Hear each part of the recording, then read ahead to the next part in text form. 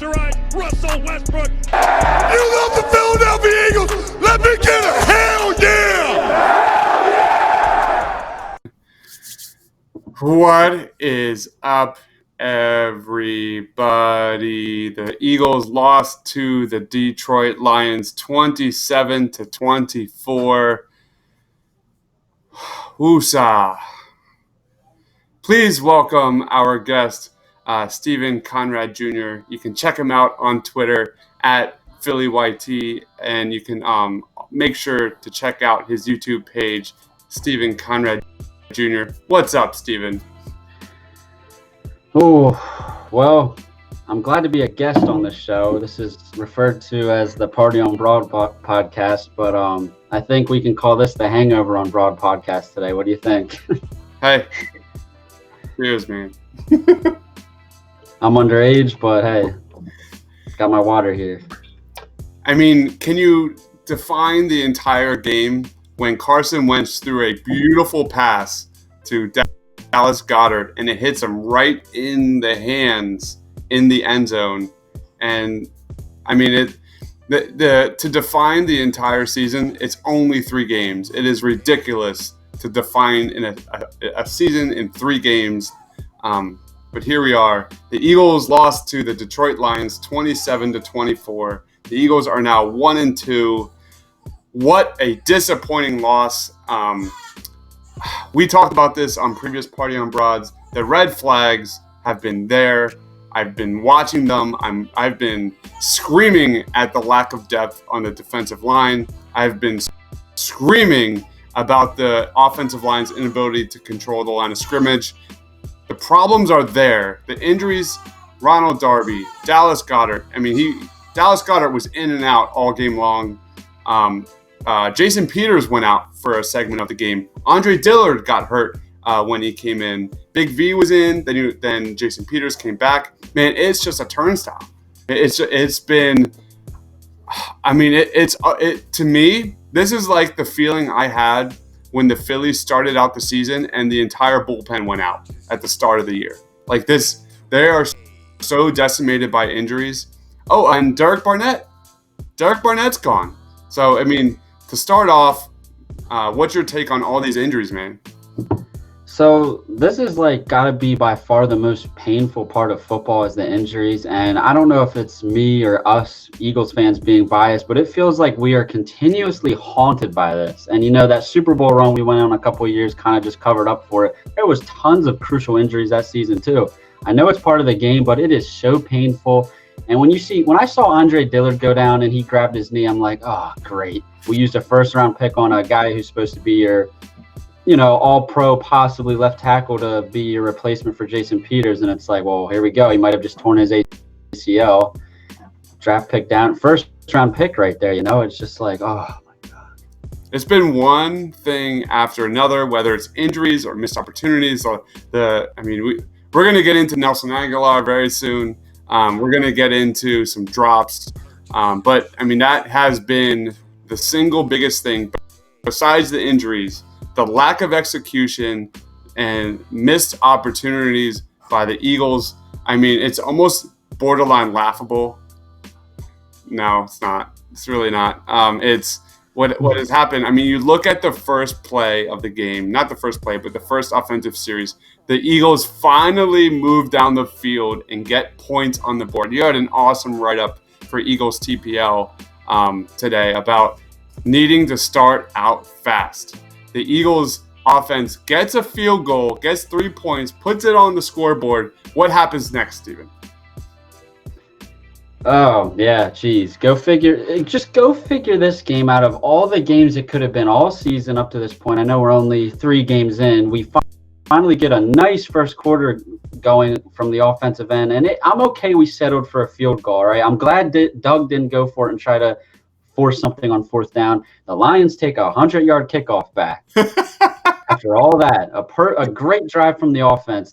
A perfect 3-point drive for this Eagles offense, and a 100-yard kick return for a touchdown for the Lions. Just wow. Just wow. Like you're setting the tone. You are setting, trying to get momentum in your favor. You finally have the offense get in some sort of sync They've been out of sync for the entire. Besides like a quarter and a half, it's been terrible from the offense this season. You look at Carson Wentz, he was 19 of 36, 259 yards. He had 2 touchdowns. He was sacked 3 times, quarterback ranking of 94. I thought Carson had a really good game. None of this should go on Carson. We'll talk a little bit about the keys of the game. I do have a take on Carson. I mean, my personal take was Carson missed the throws when they were there. There were a few plays that were huge, huge plays for the Eagles, and Carson missed it, whether it was a play to Miles Sanders on the edge. There were several plays like that he just missed. And you look at Matthew Stafford. There were several times when the Eagles' pressure got to the backfield, and Matthew Stafford just threw beautiful pass after beautiful pass to his receiver. I forget who it is. But that's how I look at it. It was Matthew Stafford made the winning plays over Carson Wentz. None of this, let me be clear, none of this loss has to do with Carson Wentz. He played a very strong game. What was your take on Carson Wentz today? So I'm like you. I guess we're probably the minority on this one. I thought Carson played great, but you're right. He missed, a lot of guys messed up in this game, and that's why we lost this game. He missed the throws that were there. If you look really early on, the one that sticks out to me the most, I think it was the first drive of the game. One of the early drives, he missed Mac Hollins in the end zone. He kind of put the ball more towards the corner when if he would have thrown it far and low, it was a catchable ball and probably a touchdown. I don't know if you remember that one or not. No, not. Yeah. The Miles Sanders one sticks out to me too. Miles Sanders actually had 2 receptions for 73 yards, but to be honest with you, 1 or 2 of those should have been touchdowns, and Carson, I guess, underthrew him. I don't know what happened.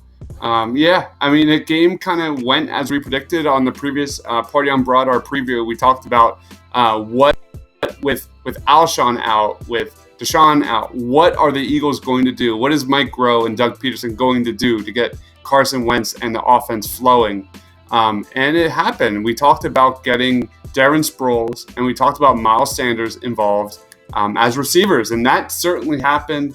I think a big part of the game, I love you, Miles Sanders. I do. I think he's going to be great. There was a couple times when he actually hit the hole rather than going to the edge. He looked good. But, I mean, what is Doug Peterson watching in this game to think that Miles Sanders should have more carries than Jordan Howard? Jordan Howard comes into the game, and the offense is night and day. I love you, Miles. I think he's, like I said, I think he's going to be really good. But Jordan Howard pushes the defender forward. Miles Sanders doesn't do that right now. He doesn't know how to hit a hole. Those 2 fumbles, we'll talk about that penalty in a little bit. But Miles Sanders just doesn't move the chains right now. Jordan Howard does. You need to commit to Jordan Howard, and that was absolutely glaring in that first half when the Eagles were up. The Eagles were down 20-10, and we were just screaming at the TV like, "Where's Jordan Howard, man?" What's your take on the lack of Jordan Howard in this offense? Well, yeah, I completely agree with you, and I'm sure most of Philadelphia does. If you look really quickly at the stats, they're completely misleading. Throw them out the window. Miles Sanders had 13 rushes for 53 yards, which is 4.1 yards an attempt. Jordan Howard had 11 carries for 37 yards, which is 3.4 yards an attempt. Totally misleading. When Jordan Howard touched the ball in the beginning, we were moving the chains and putting points on the board. Listen, Carson Wentz, you can say what you want. This is like his 4th or 5th year in the NFL. You need to have as many veterans out there on the field with him as you can to ease him into the NFL, because he's not fully capable yet of just putting the team on his back and winning. I'm not blaming him for this, but when you have a rookie running back out there fumbling the ball, that does a young quarterback no favors. And Jordan Howard is a proven running back, and there's no reason why he shouldn't be your lead back at this point. All signs are indicating towards that. Couldn't agree more, man. And the big part of this game was Miles Sanders fumbled the ball. They recovered it. Somehow the ball ricocheted like 5-6 times. The Eagles got the ball back. But either it was the following possession or the one after that, Miles Sanders fumbled the ball again. And then what happened after that is I think this Detroit scored very quickly and then kicked it off. And there was a play where Miles Sanders' helmet literally gets ripped off from his face mask. I mean, it was almost something you would see from a horror movie.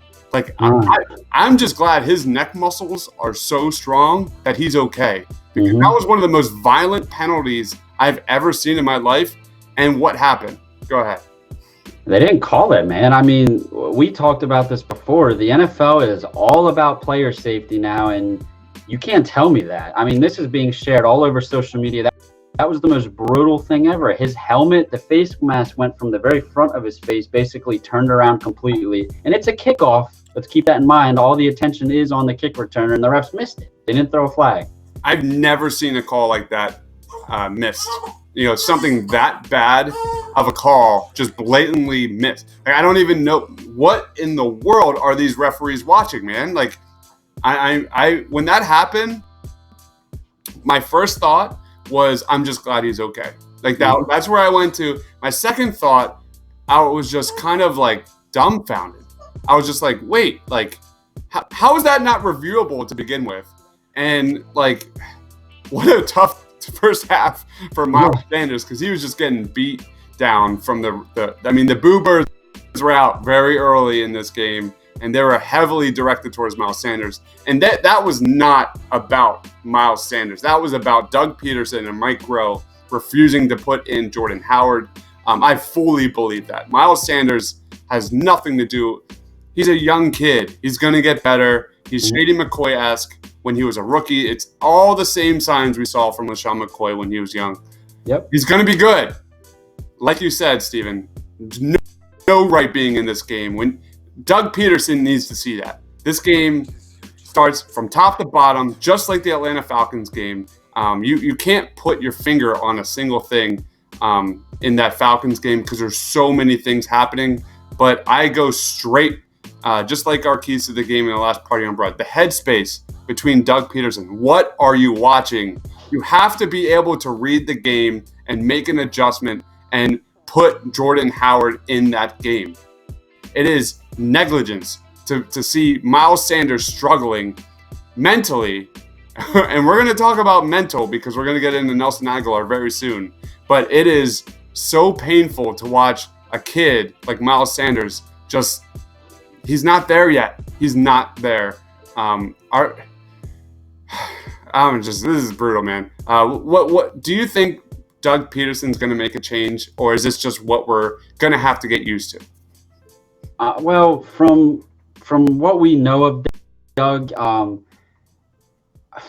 I honestly don't know if he is going to make a change. I think he might. I think Howard may get more touches early on. I mean, to compare it to the first game of the season, Darren Sproles was the lead running back for this team. So I don't know. They're putting a lot of stock and faith into Miles Sanders. I don't see why. I hope Doug changes this around.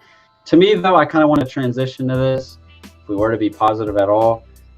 A lot of bad things in this game that we're pointing at. We're not even done yet. The Eagles only lost this game by 3 points. There's one thing that sticks out to me more than anything, besides all the injuries. It's a very not special number. 7 drop passes. 7 drop passes. Dude, it kills me, man. And what's even worse about this is I'm a huge Temple football fan. And Temple's game yesterday featured drop pass after drop pass after drop pass. It's been kind of the theme of the weekend, right? Like, you look at Nelson Aguilar. Aguilar really rebounded. Let's be honest. He had 8 catches, 50 yards, 2 scores. But, man, I mean, this is like old school Nelson Aguilar. This is all mental, psychological for him. There were balls put from Carson Wentz into his hands, and he just flat out dropped it. And you just heard Eagles fans booing him like crazy. He had that one redemption play where he had a touchdown catch and he did his patented spin move and got into the end zone. That was great. Happy for you, Nelson. And every single time I'm sitting here watching the game, I'm like, God, like, there's got to be something better than Nelson Aguilar. He makes $9 million on this team. And I'm like, wait a minute. The team is completely decimated by injuries. There's no other option other than like maybe Greg Ward. That's not going to happen. Let's be real here. What was your take on Nelson Aguilar? So yeah, I agree with you, and if I'm being completely honest with you, he did have I don't know how many drops. To me though, when he fumbled that ball, because he clearly like a fumble, basically when you're a receiver is you have possession of the catch, but then you lose control of the ball. At that point, I was like, this guy's got to go. I mean, typical Eagles fashion of mine. But to be fair, we've put up with this guy for how many years now? He got it together during 2017, and I've never seen a receiver go up and down like this. It's all mental. It's all mental, man. It's so frustrating. I mean, you just can't, especially after a mile. Listen, when you play football, when somebody on your team, for example, fumbles the ball, the coach's job is to get on you guys about ball security. That all of a sudden becomes like your main point of concern. And then for Nelson Aguilar to go and fumble the ball after Miles Sanders does it, yeah, talk about leadership. Talk about leadership, and let's talk about our young guys too, because we spent a good deal, especially on the Blue Root little plug-in, Blue Root TPL, about JJ Arcega-Whiteside and how good he looked during the preseason, man. 1 catch for 10 yards. Dude, he looked like a deer in headlights versus the Atlanta Falcons. I mean, you talk about Miles Sanders, you talk about JJ Arcega-Whiteside. These guys are not ready. And, you know, the Eagles definitely, and especially, speaking of young guys, most importantly is Derek Barnett. And the Eagles are relied on these young guys to take the next step in their development, and relied on them and almost didn't put depth around them. And look at Derek Barnett. He went to the tent. I mean, this is a guy that is really not getting it done. What was your take on Derek Barnett? Yeah, you know, and the strength of this defense is supposed to be that defensive line. I still don't see any pass rush. I was hoping this would have been a big game for Derek Barnett. We needed it to be, and he gets hurt. Any updates on his health? Is there any word going around? Just that it was an ankle injury, and that's all I know right now. I'm looking it up. He had 2 tackles, and that's it. The Eagles had 0 sacks on the. That means they have 2 sacks this season. One by Sendejo, who is trash, and then another by Jernigan, who is injured. That means Fletcher Cox has been an absolute 0 this season. Brandon Graham has been an absolute 0 this season. They are just not getting it done. I mean, I am not the biggest Jim Schwartz fan. I actually liked his game plan in the last 2 games. He's blitzing. He's definitely blitzing. But when you can't get pressure on with 4 guys in his defense, I don't know what Jalen Ramsey is going to do in this defense. I don't know. Yeah. I think the problems, the core of the problems on this defensive team goes beyond Jalen Ramsey. What's your take on that? I completely agree with you. And you know what? It's time why don't we throw Howie Roseman under the bus, man? Look, maybe the best GM in the league, but look, he went out of his way to put all the necessary pieces possible on the offensive end, and we couldn't thank him more for that. And it's a shame the best ones are dinged up and injured right now. We lost a lot of important positions on defense this past offseason, and to be honest with you, I don't think we did anything to make up for losing that. If anything, we did worse. Yeah. I mean, how do you feel about that? I agree. I mean, look how much cap space is in the books right now, just sitting there. I know it rolls over to next year. I'm like, can we talk about one positive? That was Malcolm Jenkins' heroic field goal block. I mean, that was one of the probably the play of the game. I just lost my shit the entire time during that. Like, I couldn't believe that happened. That was such a huge moment of the game for Malcolm Jenkins to come up big like that. Pay the man. Pay the man. Pay the man.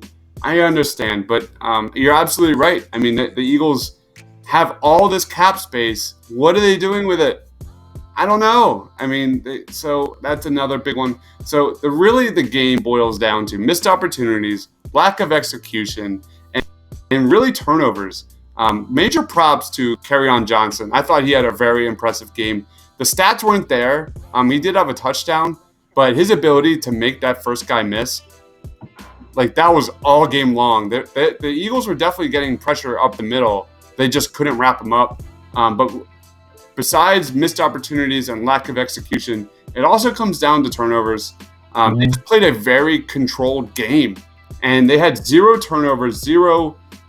They had a special teams touchdown. That was really the difference in this game. They won by 3. They didn't have a great game per se, but they played within themselves. And the Eagles are 1-2, man. I don't know. Who do they play next week? Green Bay on a short week at Lambeau, I'm pretty sure. Green Bay. What did Green Bay do today? Green Bay, they were winning last time I checked. Green Bay beat Denver 27-16. That is not a given by any means. There is no givens on this team. No. I've been screaming this for like 3 or 4 weeks that like when you don't control the line of scrimmage, like it doesn't matter, how great Deshaun Jackson is. It doesn't matter how great Zach Ertz is. I mean, the offensive line, not good enough. The defensive line, decimated by injuries, not good enough. The secondary is absolutely terrible. And the play by Carson Wentz, it's been hit or miss, mostly hit, but it's still not enough. They are a borderline average team at best right now. I'm sorry. I'm calling it as it is. They are decimated by injuries. There's a lot to do with injuries, but this is not a Super Bowl contending team right now. They are hurt and they are hurting. And I don't really know what the answer is for this team moving forward. We did a confidence level on the last Party on Broad of the Eagles getting to the Super Bowl. Dude, I was at a 4 last night. I don't know where I'm at right now. Everyone wants to say, the offense will be fine. The offense will be fine. I don't know that. With the play calling I'm seeing, with the headspace I'm seeing between Doug Peterson and Mike Groh, I don't know. This team is in shambles. What's your take on that? Yeah, I completely agree. I got to see a lot of this to believe it. And to be fair, we are without our top 2 receiving threats. But you know what? This stuff's going to happen, Deshaun may come back and he could get re-injured and he could be out for the season. I hope that doesn't happen. But, these things got to get fixed from within, first of all. A lot of mental problems on this team when it comes to catching footballs, ball security. Your point about the defensive line, this has to get fixed, and it's not going to get fixed inside because they lost 2 of their top defensive tackle signings this offseason. You know what? Howie needs to get on the phone, see if there's any free agents. I don't know any off the top of my head. Maybe make some trades. He's got to do something because the way Jim Schwartz schemes his defense is around getting pressure with those first, the front 4 guys, like you said. And even if we do get Jalen Ramsey, that's going to help, sure. But if you're not getting any pressure, I mean, Jalen Ramsey is basically going to be the Carson Wentz of the defense, if that makes any sense at all. Yeah, I mean, Jalen Ramsey is going to be nice, but he's not the be-all, end-all for the Eagles' problems right now. It's, like you said, getting pressure. And Akeem Spence, he had 3 tackles. He ain't it. And then you look at, so it's – I mean, I just don't know. It's more scheme right now, I think, in my head. Like you said, Steven, I think Jim Schwartz is going to have to adjust, and he has. He's blitzing probably more than I've ever seen Jim Schwartz blitz. I don't know the numbers. We're going to get the numbers, but to me, from the eye test, it's up. And then you look at the Carson Wentz running shotgun over and over and over and over again. That's not conducive to Jordan Howard being effective in this offense. And I think that is the first key. I think the first step is admitting you have a problem. And one of those big problems is establishing the run with Jordan Howard. And hopefully they see it. I don't know what they're watching because I see a Miles Sanders kid that's not ready. And I think a lot of people see it, but they keep sticking with him. I hope he turns it around. I'm an optimistic person. I'm going to say he will. But as of right now, as of week 4, you have to put in Jordan Howard and commit to the run. Let's look at Carson had 36 attempts through the air and 30 carries on the ground. So more, which is the balance you definitely want to see.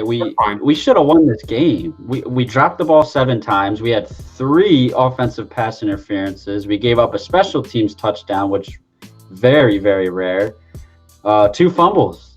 So you add all that up, and we only lost by 3. So I'm just so sick and tired of people going, the Eagles are so talented. They're going to the Super Bowl. They're so talented. They're so talented.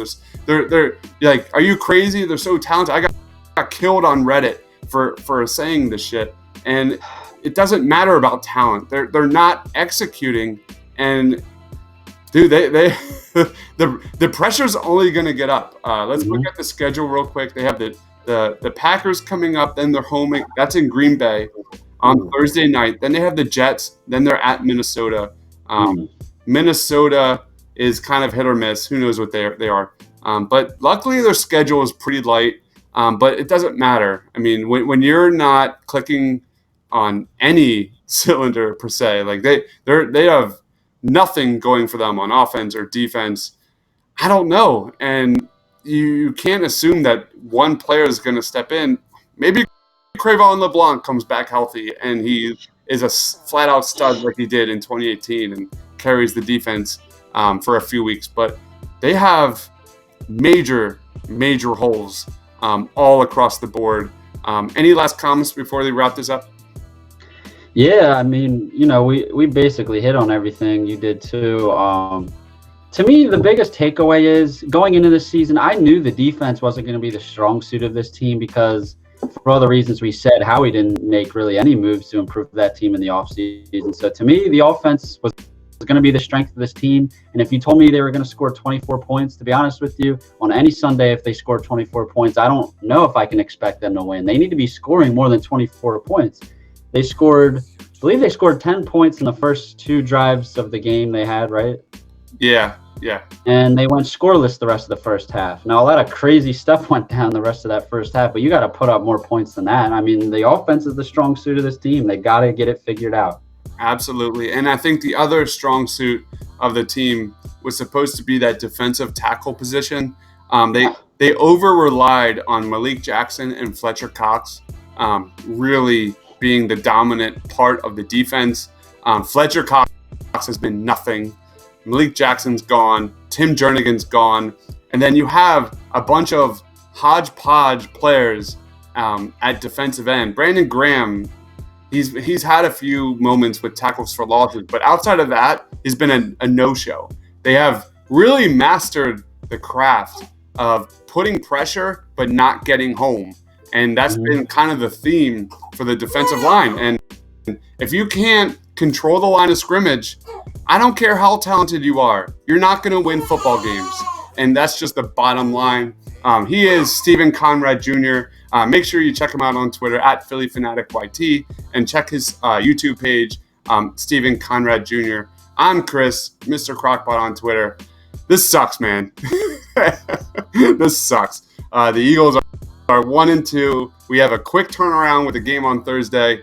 Go Birds, I guess. Yeah. Hope to see you guys on a better note next time, We're hurting, man. We're hurting. Thanks for watching, guys. Make sure to follow everything Eagles at Eagles TPL on Twitter. Take care. See ya.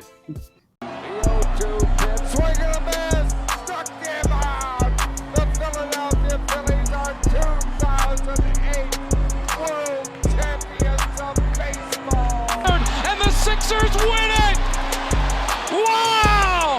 Oh, man, Embiid just posterized Russell Westbrook. You love the Philadelphia Eagles. Let me get a hell yeah.